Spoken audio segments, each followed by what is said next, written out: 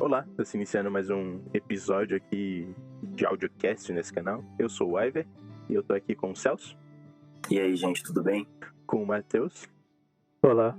E dessa vez vai ser um tema bem específico que vai retratar bastante sobre o homem e a natureza, começando pela indicação de um filme, que seria o Na Natureza Selvagem.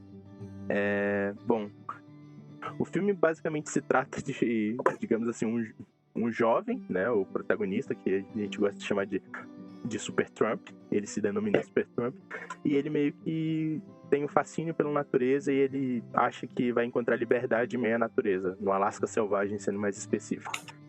E não sei, eu e o Matheus, a gente assistiu isso junto e a gente decidiu gravar basicamente um compilado de pessoas, não sei, que se fuderam ou que tiveram sucesso vivendo em meio à natureza. Matheus, quer fazer algum comentário sobre o filme? É um filme interessante. Imagina que todo não, né? Mas muitos jovens provavelmente estão nos ouvindo já teve uma remota ideia de que eles queriam se isolar da sociedade. É uma ideia meio de rebelde, uma ideia rebelde. Mas É meio que também uma parada por causa como se diz, dos hormônios, né? Que os adolescentes estão desenvolvendo. Eles têm esse sentimento de revolta dentro deles, que isso é bem presente também no protagonista desse filme. Porque, inclusive, eu acho que todo mundo sabe, mas é baseado em fatos reais a história. Né? Sim. Ele é um filme interessante, a filmagem. Só que o propósito, aqui eu vou dar spoiler, pra quem não assistiu, sinto muito. Ele não tem um motivo, aparentemente o filme dá a entender isso. Que ele não tem um motivo genuíno pra se isolar da natureza. Foi porque ele não se dava bem com os próprios pais. Se não tinha, digamos assim, ele não lidava muito bem com a vida dele, e ele simplesmente decidiu, de uma forma bem egóica, pelo menos no filme, né, se isolar no meio do Alasca Selvagem, vamos assim dizer, sem celular, sem formas de contato, sem dizer pra ninguém, isso do nada, sabe? Foi uma forma de escapismo dele, né? Se ele romantizasse algum outro lugar, ele teria fugido pra esse outro lugar. Mas calhou que ele gostava muito do mato. Tipo, é que no filme também é muito presente a questão do Dostoiévski, dos livros do Alden, sabe? Ele, inclusive no filme mesmo, eu não sei no livro, né? Porque no livro retrata a vida real, digamos assim, a decisão real, mas na ficção é romantizar de uma maneira que chega a irritar, sabe? Quando você é um pouco mais maduro e assiste esse filme, que sabe que ele fez por um motivo bobinho, assim, não teve nada de nobre por trás, ele simplesmente quis e foi lá e fez, e acabou, digamos assim, não tendo um filme muito agradável. Porque essa ideia de, tipo assim, você ler um livro, você ficar encantado com o livro, sem questionar muito se aquilo é certo ou errado, e simplesmente subjugar a sociedade como um todo, falar que a gente vive ilusões e mentiras, é errado, tá ligado? Essa é mais ou menos essa minha linha de pensamento. Revendo o filme, né? Porque era um dos filmes que eu mais, digamos assim, admirava quando eu era mais novo, né? Mas eu fui rever e revi com outros olhos, e eu acabo sendo um pouco mais crítico com o protagonista. Mesmo que seja uma forma de escapismo, sabe? Aham. Eu acho meio patético e admirável ao mesmo tempo. Tipo, na opinião de Por vocês... quê? Por conta de ser patético, é esse motivo. Parece uma revolta juvenil. E o motivo de ser fantástico é porque é algo admirável. Ele conseguiu, não sei quantos anos, não deu pra reparar, conseguiu viver um bom tempo sozinho. Então meio que o cara é uma pessoa forte. É uma inspiração pra quem quer seguir essa vida. Eu acho até curioso que a maioria das pessoas que eu vejo ter esse interesse em morar no meio do mato e tal, são pessoas introspectivas, que de alguma forma têm algum trabalho intelectual ou artístico, e no meio do mato elas não iam poder fazer isso.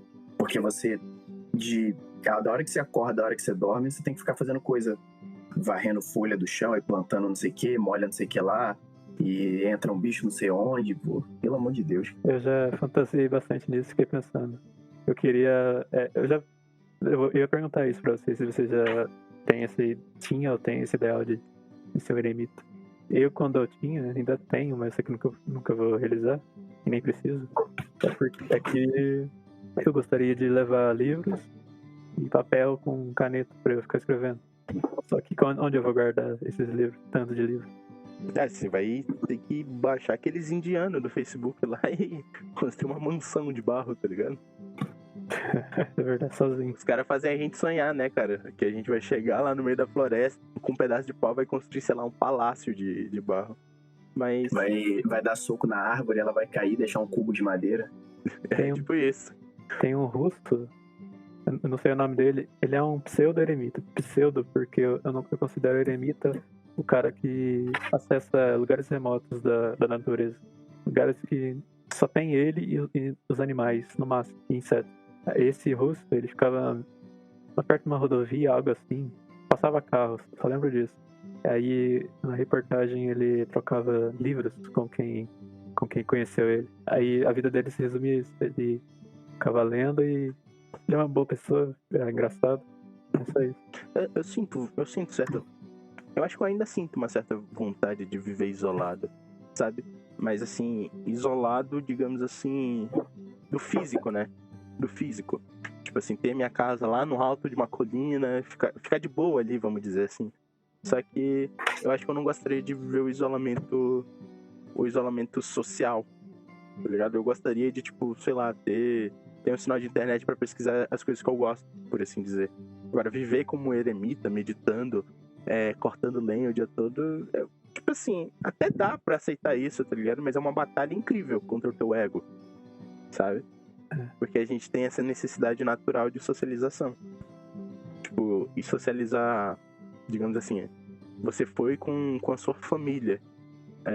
Não é muito legal, tá ligado? Nunca vai ter um assunto novo para vocês conversarem, por assim dizer. Então, assim, eu acredito que é mais fácil viver isolado se você nasceu isolado. Agora, você aprender a ser sozinho é muito difícil, é muito complicado. Eu acredito que mesmo uma interação negativa ainda seja melhor do que não ter interação nenhuma. Sim. Você tá cercado de pessoas que você odeia e trabalhar num lugar ruim, esse tipo de coisa, sabe? Eu acho que ainda é mais saudável do que você viver sozinho no meio do nada. Eu acho que uma pessoa que vive sozinha no meio do nada eventualmente fica doidinha da cabeça. Eu não acho, não.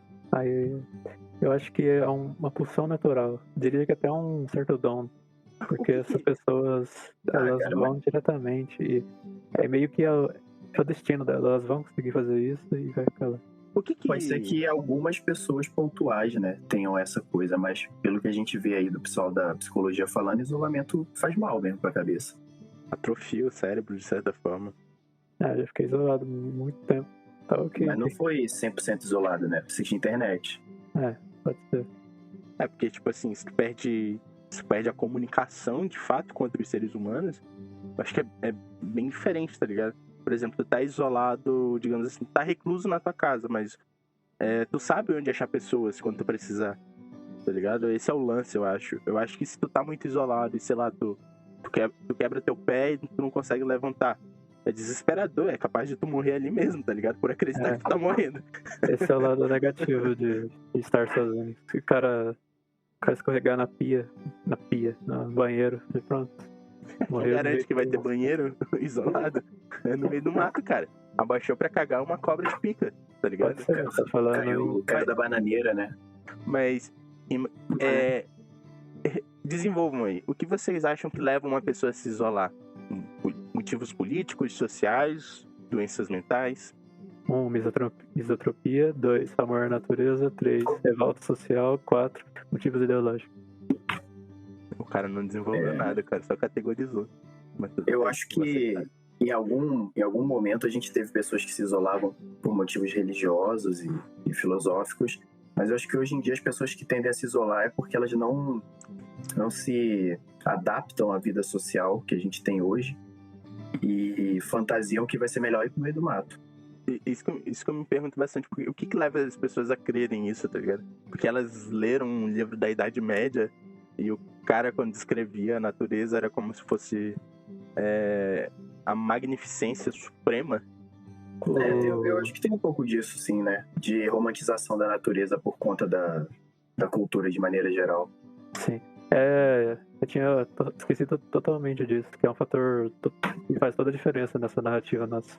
O cristianismo tem um papel fundamental do papel do eremita, porque existe até hoje os monges ortodoxos, que são aqueles caras que usam umas roupas pretas que nem da Bática, sabe? Aham. Eles vivem lá nos monastérios, sei lá, só entre eles, ficam isolados totalmente da sociedade. Tem um vídeo Grande clássico. caridade, né? Tem um vídeo clássico da internet que tá um velhinho entrevistado, ele fala a vida é horrorosa. Ei, Não me pergunta aqui. ei, algo assim. a gente tava falando do filme lá, antes que eu me esqueça.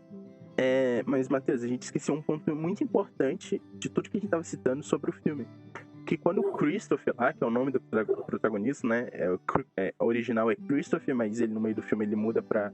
Se eu não me engano é Alex Supertramp. Eu não sei se é Alex mesmo, posso estar confundido. Mas o Christopher, quando ele tá no meio do nada, no meio do Alasca, ele se sente realizado. Só que ele começa a enfrentar, por exemplo, a sede, a fome. E a sede ele consegue tratar muito bem, né? Pelo menos mostra no filme. As primeiras vezes se alimentando, ele consegue se alimentar de frutas, como ele idealizava, né? Não tirar nenhuma vida. Só que tem um certo momento que ele tem que abater um animal de grande porte. E, assim, ele se arrepende muito ali no mesmo momento. Tanto é que ele fica, tanto pela fome, talvez, né? Todo o sentimento que aquilo causou nele, ele acaba não conseguindo preservar bem a carne, né? Ele não consegue comer nenhum pedaço. E acaba que ele se sente muito pior por ter matado o bicho, não ter conseguido aproveitar nenhuma parte do bicho. E ele tava ali sozinho e passando fome ainda. E nos momentos finais dele, pelo menos no filme, né? Isso daí não, sem ser da vida real dele, só na ficção mesmo. Ele diz que você deve aceitar o seu lugar, aceitar o seu nome, sabe? Pelo qual te chamam. E ele diz uma frase muito importante, eu acho que é a frase mais importante do filme, que a felicidade só é verdadeira quando partilhada, tá ligado? Uhum. Então, toda essa parada sobre isolamento é retratada no filme. Pode ser que essa última frase aí seja cinematográfica. Obviamente é cinematográfica, né? Não sei, pode estar no livro. Se estiver no livro, é uma boa frase, entendeu? É alguém que é empírico no assunto, vamos dizer assim. Só que uma parada que me chamou a atenção também, que quando a gente tava assistindo o filme, eu pensei, putz, a diferença entre o Christopher McCandless, não sei falar sobre o nome, Christopher e o Ted Kaczynski, é uma linha muito tênue entre os dois, sabe? A diferença é que um dos dois é inteligente e o outro é o Christopher. O Christopher... Não, o pior é que o Christopher, ele era muito inteligente. Diz que ele chegou a se formar em direito, sabe? Assim, não comparando os dois, né? O Ted era um gênio, obviamente. O outro era bem de vida, vamos dizer assim. Só que, tipo assim, o Ted Kaczynski... Vocês gostariam de falar um pouquinho do Ted? Tipo, é que eu não conheço muita história de origem dele. Se um de vocês conhecer melhor pra explicar pra galera, fica mais fácil. Eu sei bem por cima, assim. Eu sei que ele parecia ser uma criança praticamente superdotada, que ele terminou a escola, acho que até mais cedo do que a idade dele. O nível superior também. E aí ele se destacou muito no trabalho e em algum momento ele decidiu ir morar no meio do mato, porque ele achava muito ruim a vida em sociedade. Bom, a história que eu conheço do Ted é mais ou menos isso, que ele era um gênio, ele terminou muito cedo todas as atividades de universidade dele. Inclusive ele chegou a ser professor, tipo, com 17, 18 anos, né? Em faculdade já, principalmente na área da matemática. E acabou que, eu não sei se isso é de fato real, mas que ele acabou passando por um experimento mental e que envolvia violência e tudo mais. E acabou que ele ficou bitolado da cabeça e, por certos motivos, ele se isolou em meio à natureza. Só que ele se tornou um criminoso, né? Ele começou chamado de Unabomber. Ele se isolou no meio da natureza, né? Essa parte dos experimentos eu não ouvi falar não, mas também não sei, pode ser que seja. Ele se isolou, foi morar no meio do mato, e aí, eventualmente, alguma empresa que estava construindo alguma coisa esbarrou com as proximidades de onde ele morava, e aí ele ficou muito revoltado com a destruição do sonho dele, de viver isolado da sociedade, e ele decidiu que, já que ele não conseguia viver isolado, ele ia atacar o inimigo dele. Aí ele começou a fazer ataques terroristas lá. E escreveu um manifesto, a sociedade industrial e o seu futuro, né? Isso. Eu acho que eu tenho no meu PC aqui, eu cheguei a ler o comentário. A cidade industrial e o seu futuro, o manifesto de Unabomber. É isso aí. Mas é um livro interessante. Até porque, tipo, sei lá, é a visão de um, digamos assim, sei lá, não é pagando pau pra ele, mas todo mundo diz que ele é um gênio, né? Muita coisa que ele escreveu ali futuramente se mostrou correta. Umas, entre aspas, previsões, umas leituras que ele fez da sociedade. Né? É uma parada bem política mesmo, né? O Theodore e o Christopher se parecem literalmente. A aparência deles. A aparência deles, né? Enfim, eu só achei muito... Sei lá, eu achei uma coincidência muito, muito estranha, sabe? Quando eu tava assistindo o filme, e, tipo, eu lembrei do Ted. E eu lembro que tem uma série na Netflix também que conta a história dele. Eu não sei se a maioria das coisas que aparece lá são verdades, mas mostra um pouquinho da infância dos dois, sabe? Então, sei lá, é interessante isso. Sei lá, vocês lembram tirando esses dois casos, vocês lembram de alguma história que fracassou, teve sucesso de isolamento na natureza? Antes da gente entrar para as histórias, eu queria perguntar para vocês se vocês acham que o final do filme foi um final feliz ou trágico. Eu acho que foi um final, de certa forma, feliz, tá ligado? Que apesar de tudo, apesar de todos os contras que o filme faz eu sentir, o cara realizou o sonho dele, né? O cara... Pois é. Vocês falaram que ele viveu alguns anos na natureza, né? Sim, não. Eu acho que ele viveu uns 9 meses dentro do ônibus mágico.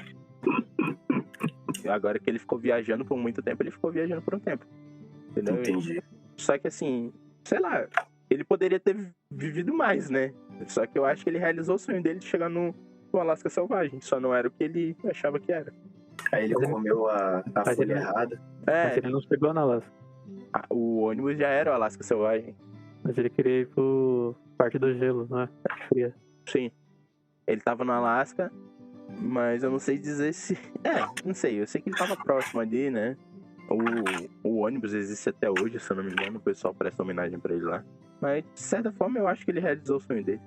Esse filme me parece muito propaganda contra a ideia de morar no meio do mato. Tipo, pessoal, olha o que vai acontecer com vocês, hein? Não façam isso. O pior é que não, é tão romantizado a forma que eles fazem que parece que eles estão querendo te influenciar, sabe? Só que, tipo assim, é meio artificial, sabe? É uma parada assim, tem uma cena lá do caiaque, que ele quer descer um rio, e o cara diz que só tem vaga pra daqui a 3 anos pra ele. E ele fica tipo, oh meu Deus, o sistema é muito burocrático, eu vou pegar um caiaque e descer sozinho. E ele vai e faz isso, tá ligado? É meio que uma crítica ao sistema, por assim dizer. Tipo, libertem-se. Algo bem nessas ideias, assim. Eu acho que não tem nenhuma crítica, não. Porra, cara. Ele só fez algo legal, normal. Não, sim, mas o dia... pode ter sido também, né? Mas eu entendi uma espécie de crítica lá. A forma como a irmã dele retrata a condição dele de querer fugir também. É tudo muito romantizado. Tipo, por fim, eu acho que é isso. Eu tive a impressão de que é uma propaganda ao contrário. Porque toda vez que ele tentava fazer alguma coisa que ele achava que na teoria ia ser simples, ele sempre se ferrava. Vou defumar a carne aqui. Olha só o que aconteceu. Pior, né? E pior que é um negócio que é simples. Talvez o cara tenha idealizado demais, né? É que ele queria fazer parte de uma lore que não é a dele. Ele queria virar um cara do mato, só que ele cresceu na cidade, se formou em direito. Diferente de uma criança que nasceu em meio aos monges, né? Ele não tinha essa vivência, né? Ele nunca teve essas experiências. Ele não sabe lidar com as coisas. Tanto é que ele teve a morte ridícula, né? Comeu frutinha envenenada, tentou vomitar e não deu boa. E ainda ficou 100 dias sofrendo no filme. Ele errou a identificação lá da planta. Literalmente era só ele ler a próxima página, cara. Pois é. Aí ele teve uma paralisia lá e ficou deitado olhando pro teto até morrer. Aquela cena dele morrendo é bem legal. Parece uma viagem de LSD, uma doideira. Problemas de gente branca aí. Literalmente. Caramba. Assim, eu moro um pouquinho isolado. Eu moro, tipo, perto de uma floresta, vamos dizer assim. Tá ligado? Não é muito legal, não, cara. É inseto o dia todo te picando. O lugar que eu morava era mato. Aí tinha uma estrada no meio, assim, mato, e é isso, no meio não tinha nada, era só mato e uma estrada passando na frente. É engraçado, né? É engraçado, tipo, o cara que nasce no cu do mundo, ele só quer ir pra cidade, o cara que tá lá na cidade, morando no último apartamento do prédio mais bonito da cidade, quer ir morar no cu do mundo. É que ele não conhece dificuldade, né? Ele acha que vai ser igual é na cidade, só que cheio de planta em volta. Sim. É por isso que as pessoas, quando elas tentam se isolar, elas só fracassam, só se ferram. Tipo, não só se isolam, né? Mas quando elas não... Tipo assim... É que a natureza, ela não é tão amiga quanto a gente geralmente idealiza que é. Né? Ela não é nem um pouco, natureza, né? Ela é a natureza, ela só tá ali, cara. A gente pode utilizar dela, a gente pode usar dela o que a gente precisa. Mas sei lá, eu não sei, isso me lembra aquela história do cara do urso, sabe? Enfim, tinha um cara... O Timothy Treadwell. Peraí, deixa eu ver aqui o nome dele. É Timothy Treadwell. Eu não sei falar, mas eu vou deixar na descrição se alguém quiser pesquisar o caso dele.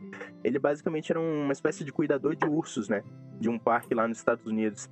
E ele tinha muita experiência com os ursos pardos. E tanta experiência que ele tinha uma convicção inabalável de que, tipo, quando um urso encarava ele tinha que se tornar uma espécie de samurai, que o urso ia reconhecer essa fortaleza dele, ia recuar e não ia atacar ele. Era umas ideias assim que ele falava. Ele tinha um grupo no Telegram com os ursos pardos. É tipo isso. Ele era muito amigo, ele era BFF.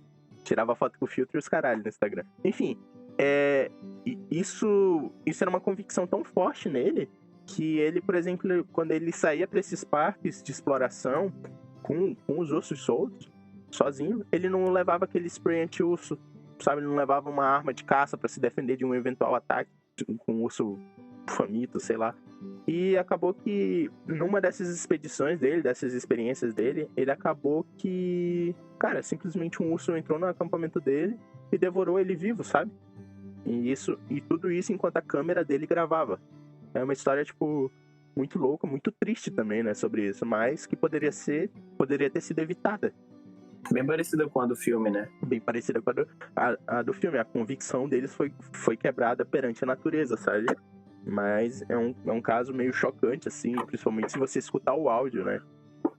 O pior de tudo é que ele tava com a namorada dele, né? A namorada dele assistiu tudo isso. Eu não lembro. Ela sobreviveu. Eu não lembro se ela saiu viva. É aí isso que eu ia comentar. Tomara que sim, né? Espero que sim. E que ela nunca desafia a natureza, né?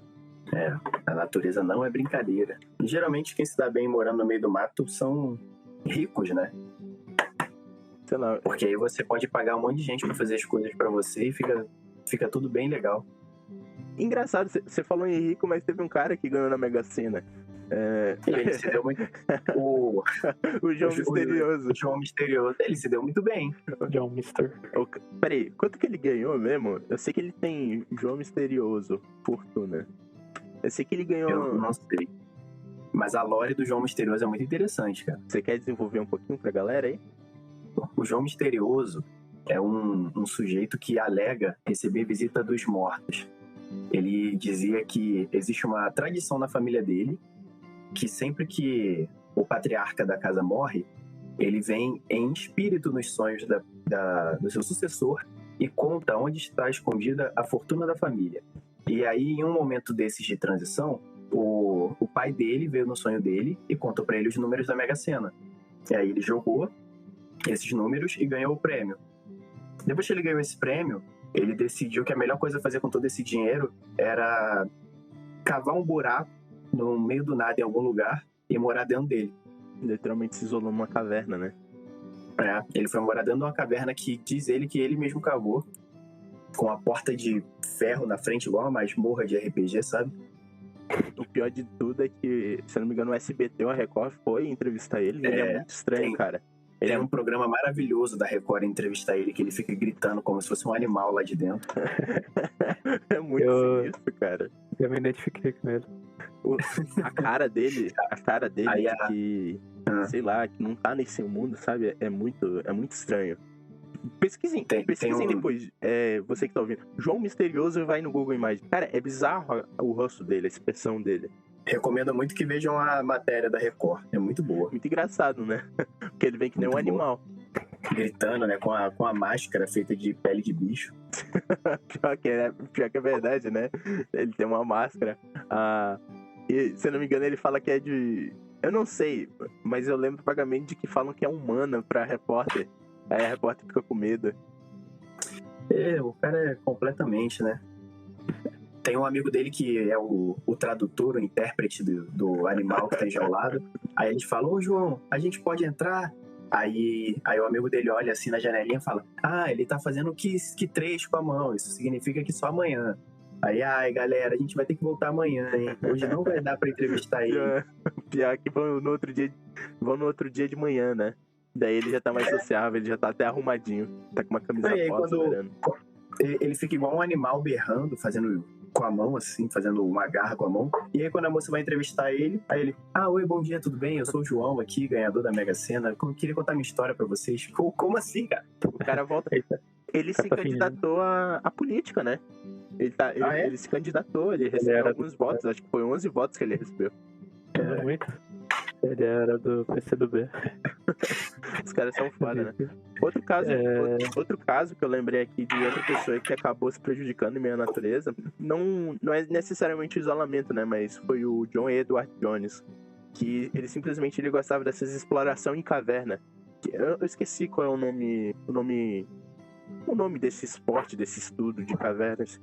Só que basicamente ele entrou por uma fenda numa caverna que você não poderia entrar de cabeça para baixo, sabe? Porque você não teria espaço suficiente para se virar caso você não passasse. Você teria que entrar com os pés primeiro e descendo, qualquer coisa você teria um embalo dos braços para se puxar para cima. E acabou que ele cometeu esse pequeno deslize e ele ficou de cabeça para baixo. Ele chegou a receber ajuda, socorro, foi uma ambulância lá, helicóptero, eu não lembro.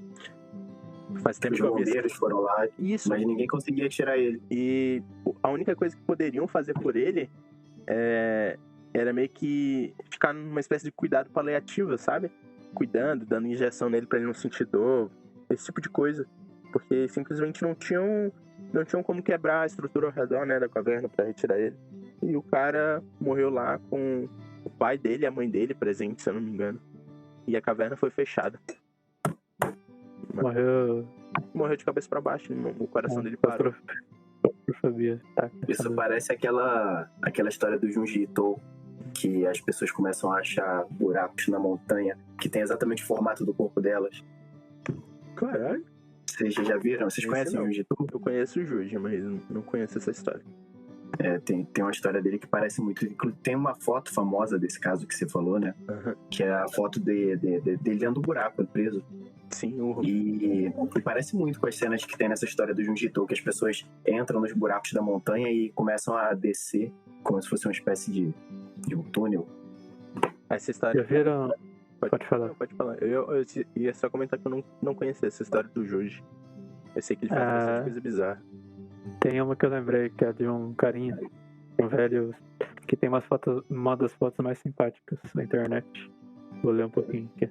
Mike Dodge é um cara que desde 1991 mora em uma árvore na floresta para fugir do estresse das grandes cidades. Antes disso, Mike morava no estado de Washington, nos Estados Unidos, e trabalhou na marinha.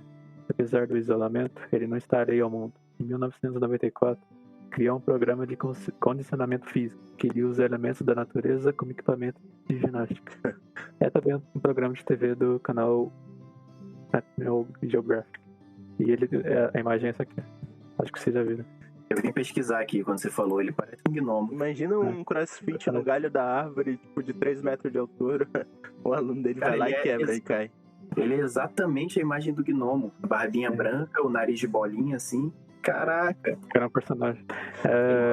Rafa, posto. Eu já procurei vários documentários de eremitas no YouTube, tô lembrando agora. Tem um que Se eu não me engano, não sei se eu tô confundindo, mas o cara ele era meio que um poeta e eremita ao mesmo tempo. Tem um que pensava na mulher dele, algo assim. Ele que tinha um amor, só que ele preferiu ficar sozinho do que enfrentar esse amor. E é um velhinho, deve ter vivido uns 60 anos na caverna. Muito louco. Tem um número considerável de pessoas que decidem morar no meio do mato assim, né? Mas sempre tem uma história meio traumática por trás. Sim. A única história de sucesso que eu conheço até hoje é a do Alden mesmo, que ele fez por motivos políticos. Que ele foi lá e viveu nos boxes de uma forma autossuficiente. Mas, sei lá, eu acho que o grande lance é que você, pra viver autossuficiente, você não precisa... Quer dizer, você não precisa ser completamente autossuficiente, né? A não ser que você tenha um desejo real disso. Mas hoje em dia, sei lá, por motivos ideológicos, você consegue... Porque assim, no filme quando o cara vai em busca de liberdade, correto? Mas sei lá, se ele comprasse uma chácara, se ele fosse morar numa chácara, se ele invadisse o terreno, ele conseguiria ser autossuficiente, tá ligado? Se invadisse o terreno, verdade. fizesse uma captação da água ali, pronto, mas não, tinha que ser o Alasca selvagem, tá ligado? Eu não sei. Dentro da sociedade você consegue, sei lá, realizar seus sonhos, por assim dizer. Você não precisa se isolar num puto do Alasca. Eu penso em ter uma casa no interior, assim. E aí, no fim de semana, eu vou pra lá e passo uns 2, 3 dias isolado, depois eu volto. Sinceramente, eu gostaria de morar no Alasca. Não no Alasca selvagem, mas só no Alasca mesmo. O que eu vou falar é cringe. Eu queria morar num castelo, ficar lá no topo. Fica lá no topo, olhando os plebeus. Isso, na escuridão, ouvindo música. Ouvindo metal O cara quer ser o Drácula pardo. Racista. Não, pô. Porque o Drácula ele sempre é retratado como uma pessoa branca, é só isso. Mas é porque ele tá morto, ele não é branco. O Drácula é pardo. É isso. Tá bom, tá. Na verdade, ele é negro. Desculpa. Perdão. Perdão pelo É vacilo. que eu perdi aquela atualização que agora não tem mais pardo, né? Só negro e branco. Bom, Isso. dentro desse assunto de isolamento, vocês têm mais algum ponto a acrescentar? Ou a gente pode finalizar por aqui? O hermetismo é admirável. Sejam eremitas. Engraçado, você falou de eremita, eu lembro de um cara que vive, tipo, outro caso de outra pessoa de pessoas que conseguem viver isoladas são monges, né? Só que esse em específico, o cara, ele é visto como uma espécie de santo e as pessoas só podem chegar nele através de uma escada. Ele é o monge que vive que nem da era medieval. Isso é legal. E só pode ir falar com ele quem é considerado puro, sei lá. É uma parada meio estranha. Bom, eu acredito que todo mundo falou tudo que tinha pra falar. Então eu vou estar finalizando por aqui, beleza? Beleza, então Fechou. Esse foi o audiocast de hoje. Obrigado se você escutou até aqui. Falou!